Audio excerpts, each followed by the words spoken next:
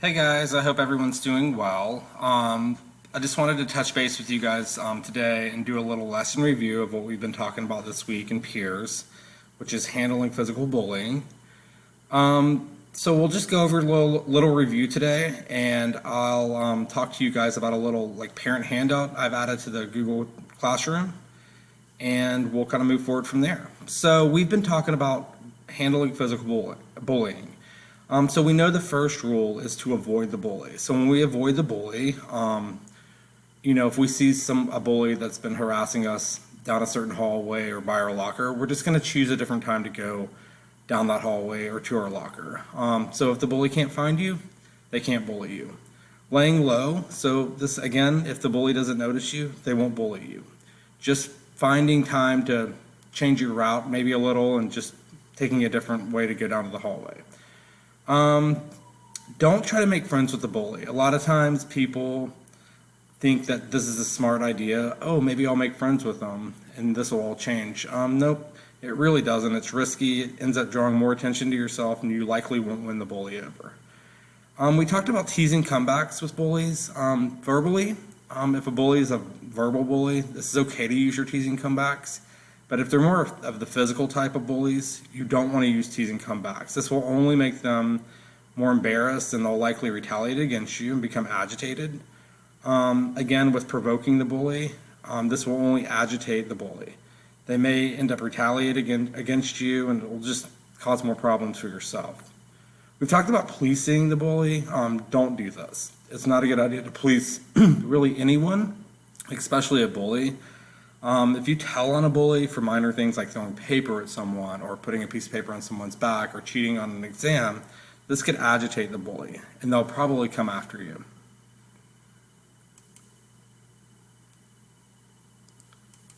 Okay, we'll go to the next slide. Sorry about this, guys. So continuing with the policing of the bully, the only time you'd need to tell on a bully to an adult if he or she's doing the following: brings a weapon to school, or is threatening to hurt someone or yourself. Remember, you should only get involved if people are in danger, like if a bully brings a weapon or is threatening to beat someone up. If you have to tell on a bully to a teacher, you should always do it privately and don't tell your friends. So the bully can't seek you out and they find out it was you that told. So another rule and the strategy we can use for handling physical bullying is to hang out with other people. Bullies usually target people that are alone. So bullies are less likely to target you if you are around people that could protect you. Another strategy is stay near an adult when the bully is around. So if you just find a teacher, someone who is of authority at school to hang out with when the bully is around, bullies are less likely to target that person. We've talked about get help from adults when in danger. If you're in any danger or feel threatened whatsoever, and these strategies aren't helping or working for you, you need to find an adult. You should get help from this adult. So who could you find? A teacher, an administrator, a school counselor, any adult. Me, Mr. Kyle, anyone. So again, our strategies that we went over today are just avoid the bully at all costs. Maybe plan a different route if you're going down to your locker. Lay low when the bully's around. If the bully's in the cafeteria near where you sit, maybe change seats one day. We talked about provoking the bully. They'll just retaliate against you. And it's just not a good idea. Don't tease the bully. It'll probably embarrass them. Policing the bully, telling on them to an adult for minor things like cheating on a test or throwing paper is just not a good idea. We definitely don't want to try to make friends with the bully. It just creates more issues and it's risky. When the bully's around, hang out with other people. Those people can be a nice barrier or protection against the bully. Bullies are less likely to target you in that situation. Find people of authority when the bully's around you if you're by yourself. It's always a good idea to find a teacher and just maybe strike up a conversation about anything.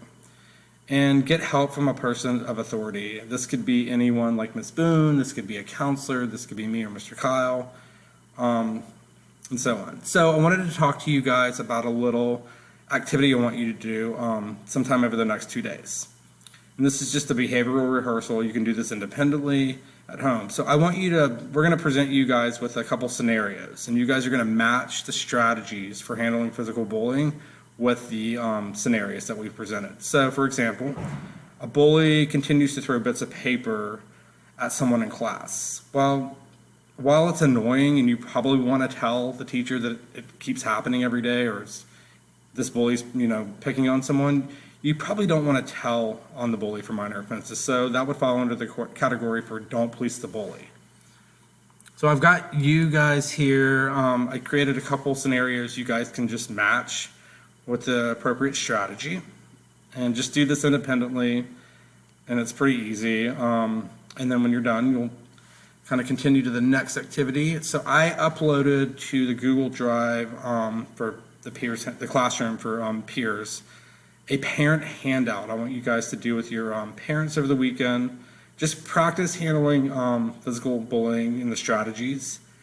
And just do that over the next couple of days. And we'll touch base again on Monday and do one last review before we move on to the next section.